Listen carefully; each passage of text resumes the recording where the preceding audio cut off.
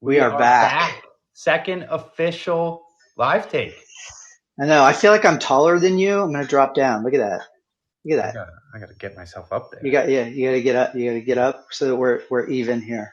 We've got a lot to talk about. I want to talk do that. College football. Yep. All right. You're a Notre Dame fan. I'm a Buckeyes fan. We share a mutual hatred for Michigan. Okay. Sure. And it's kind of a good thing because Michigan is in the news, and Coach Harbaugh and the Wolverines are getting a lot of heat from the NCAA for sign stealing. Okay, big sign stealing scandal, and the NCAA is investigating. The Big Ten coaches are heated. Big call within the Big Ten this week. They want action from the Big Ten. They are really pissed off, and the NCAA is investigating. Harbaugh's acting like it's no big deal. He's doing the I don't recall. I don't know what's going on. Yeah, exactly. It's not me. I don't know. Reminiscent, right, of the Patriots, right? Sign stealing, right? And who was the quarterback for the Patriots? Tom Brady. Where did he go to college? Michigan. Isn't this interesting how this all connects, how it all works together? Now, here's the look. Now we can talk, sign stealing, and a lot of people may be like, well, okay, how do you steal signs? Because if you watch a game, they're always like covering their mouths and everything, and like it seems like it's very mysterious, and they're doing their best. But when you read a little bit of some of the reporting from ESPN and whatnot, it does sound like there's something going on. Okay, so this assistant coach, Coach Stallions, went to 35 games, and there's a paper trail. Okay, bought tickets. Okay, 17 different stadiums. Okay, over the past 3 years, and that he was paid another dude, another Division III coach, to actually videotape the games, which is illegal. Okay. Yep. NCAA says you're not allowed to videotape the games. Some of the coaches are calling this tainted, fraudulent, and unprecedented. Okay. And I think you and I have talked about this. Like this would not be that big of a deal if Michigan was middle of the pack, right? If they were bottom of the barrel. They are currently ranked third, and they have been 33-3 over the course of that period. Something's working right there. Something's happening on that end. Yes. So I believe they have suspended this coach, Coach Stallions, which is a great name. Great name, Connor Stallions. I think that's how you pronounce it. Not even a Michigan man. A guy that went to, I believe it was West Point, or he was in the Navy. Yeah. So it's really kind of interesting. Like there's not a lot of details out yet in terms of how he was doing, like what was he filming? Because again, like I feel like, much like with the Astros, and they were the banging on the garbage cans or whatever. This stuff that, you really have to plan. You're going to do a full-on scheme, full-on, like we've got to put time and money into this, which it sounds like that's what they did. There's got to be some real planning to do something like this. You're not just going to throw one coach out there. Hey man, go to a couple games, film some of our opponents, and I'm sure it'll help. This feels right. Like, okay, we've got something here. Film whatever's going on the sideline. We'll match that up with the TV feed. We're going to see what plays they run. We're going to see what's happening on the sideline. We'll match them up. And then when it's third down and we know that they're doing this, and this, whatever their crazy signs are, we know what's happening. Like, again, it sounds like a conspiracy or something, but I don't know, man. What are your thoughts here, Carter? So I can see you're in the ban the cheaters side of things. And I'm going to first preface this. I hate Michigan. I dated a girl in Toledo. Oh boy. She had a Jeep, and I drove up to Michigan's campus pulled down all the windows and blared the Irish fight song. I got the leprechaun. I got the gold. I got the Golden Dome here, and I went to Michigan and I did a proper flip off too. I Wow. can't stand Michigan as a Notre Dame fan, and I love to see that they're stuck in this news. But you have to say, in sports, if you ain't cheating, you ain't trying. If you aren't going for it, if you aren't doing everything that you can do, then what are you doing? You didn't want to win. People are so uber competitive that they want to be able to do this. And I'm not going to lie, it is kind of nice to see Ohio State get beat once in a while too. Doesn't happen very often, so it's good to see Michigan do it. If we can't do it, at least somebody else can. Why are you throwing shade? Why are you just throwing darts here at Ohio State? You just had to, right? Just a little. Everybody. We have the two biggest fan bases, so there's a lot of animosity. Yeah, so look, I'm a Buckeyes fan. I'm not gonna lie, I am slightly biased here, but it's more that I cannot stand Harbaugh and the khakis and his kind of holier than thou behavior more than anything. The authenticity of him, I didn't know if I liked him in the beginning, and I always thought he was kind of a weird guy, but now I know the type of person that he is, and that there is little integrity to go along with his weirdness, his drinking of his milk, and his determination to just be like, we create Michigan men. So you're essentially saying we create cheaters, and that's so yes, a real shame. A real shame. Yeah.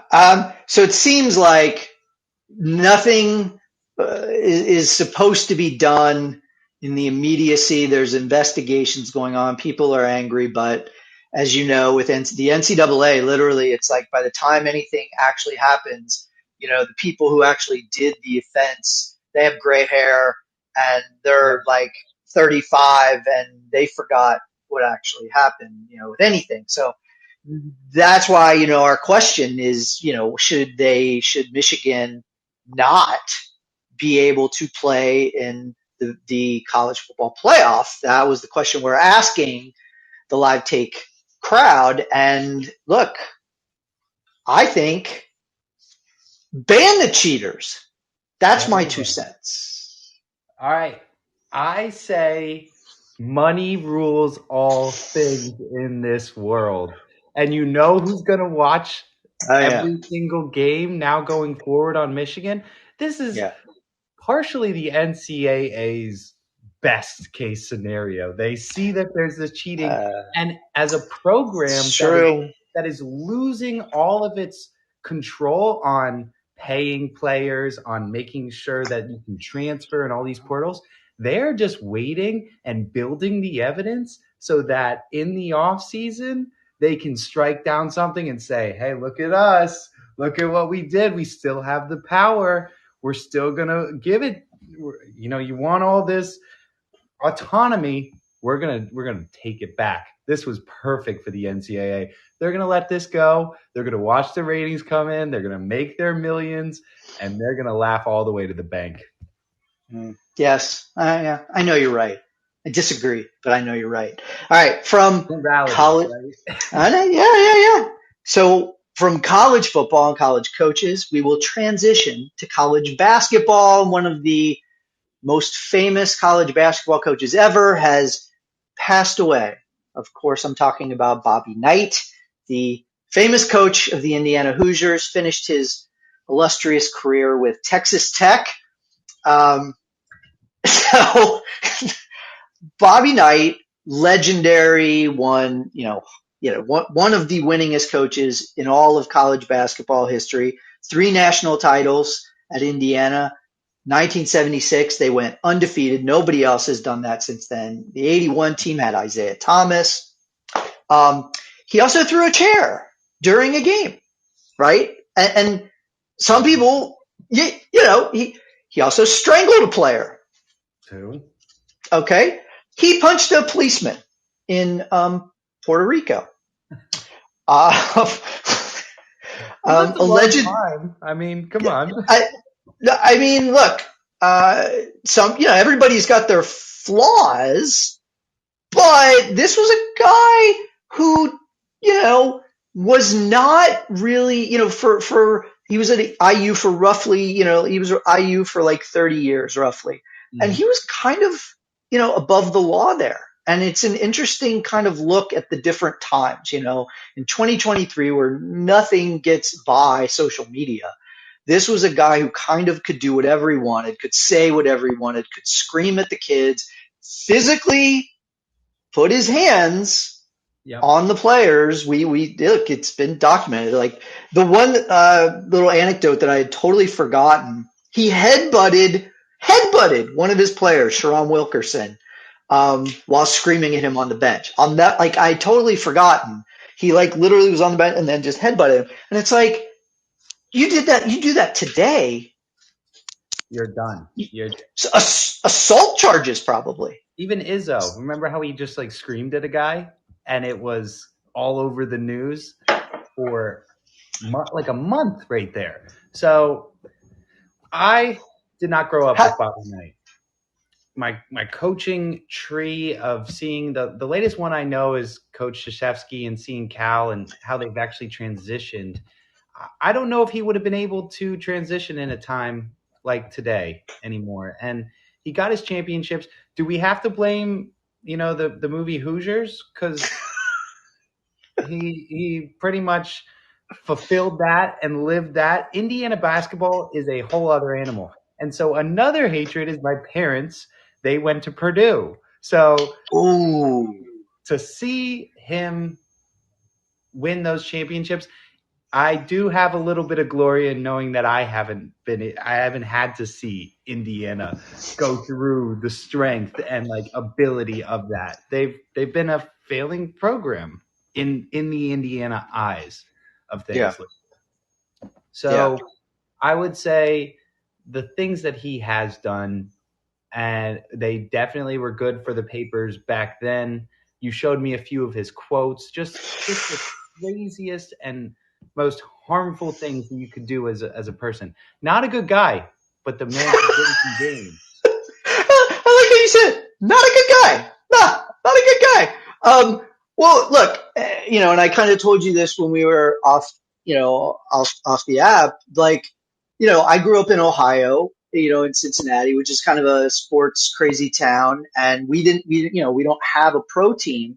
So college basketball, it's huge. It's University of Cincinnati. It's Xavier University. There are a lot of people who love University of Kentucky. And then there's a small contingent that just loves IU. And my mother was part of that small contingent. She would have loved for myself, my older brother, to go to IU. She made us read A Season on the Brink, which was the book about Bobby Knight. And so and it's so weird. It's like everyone, it was kind of known. Like, it's not like my mom didn't know that he was throwing chairs or like cursing his players out. And yet here she was, like this very nice woman saying, yeah, go to IU. Like, this is such a great guy. He's such a, like, meet him one day. It's like crazy. She wanted us to go to his basketball camp. And I'm like, my brother and I were like, what? Like, are you crazy? He's like this terrifying, tall, huge dude. Like, we want to go have fun in the summer. Like, are you crazy? Yeah, it's kind of like brings up to me like this idea of like how much we revere or we look at that idea of a college coach, and we kind of look at them as these figures of authority, and they're always coach. They're coach, and even when they retire, they're coach, and we put that mantle of authority and respect on them, regardless of if they're choking someone or they're throwing a chair or they're using quotes like this quote from 1988.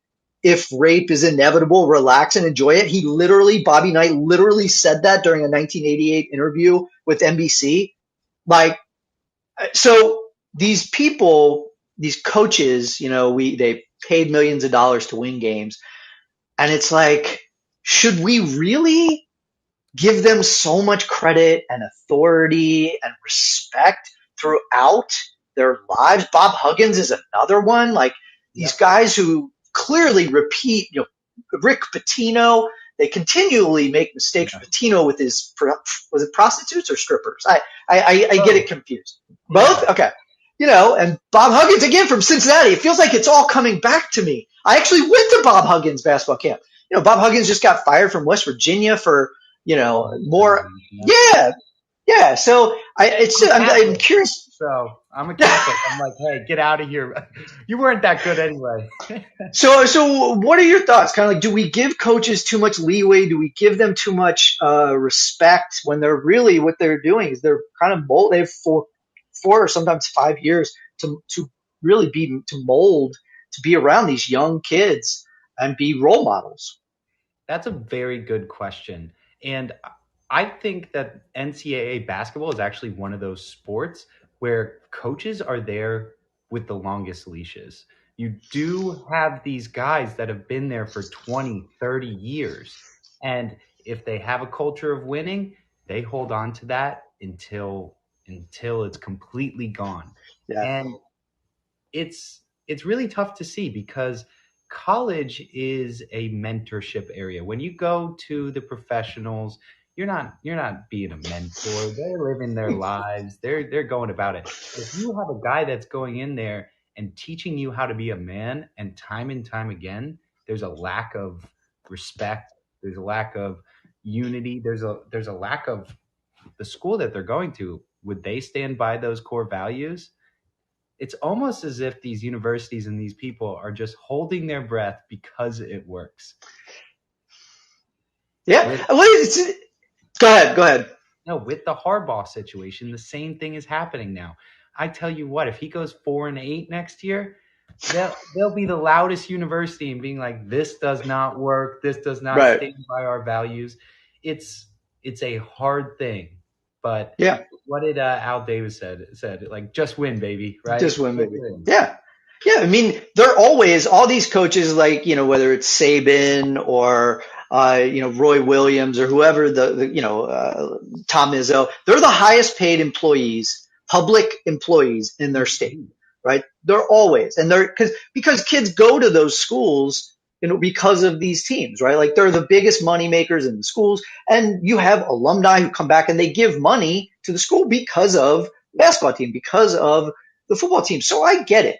But like, to your point, like, parents are putting these kids in these situations with the hopes that they're going to learn more than just how to put a ball in a hoop, how to throw a football and get it to the guy for touchdown and 80,000 folks go crazy. They're hoping that they're going to learn to be a better person, that they're going to learn to not, and so many times we read the horror stories, whether it's at Michigan State or whether, it's at Baylor, these kind of horror stories where things go awry. And, when I look at Bobby Knight and his career, sure, you got plenty of people like Dan Dakich or Steve Alford or Coach K. Coach K didn't go to Indiana, but he's kind of part of that coaching tree when I believe that he was under Bobby at Army. Mm-hmm. There are plenty of people who will sing his praises, but I would be very curious to look at the totality of the folks who played for him and who dealt with that screaming and yelling and what they had to say, what they have to say now, looking back. Was it worth it? I think in the interim, people want to take it and just say, hey, we won. We got this. We figured it out. But when you look at the idea of a whole program in university, I'm not going to lie. When Brian Kelly left, I said, Urban Meyer would be a good addition. I would figure that out. But, you have to stand and live by something. So, yes, money does walk and talk, but, we're trying to fix things here. So, well, we're still in that period of fluctuation. But, agreed. Yeah. Agreed. All right. So we got 15 seconds left. Vote on the Michigan Wolverines. Ban the cheaters, or if you ain't cheating, you ain't trying. All right, brother. I'll talk to you next time. LiveTake.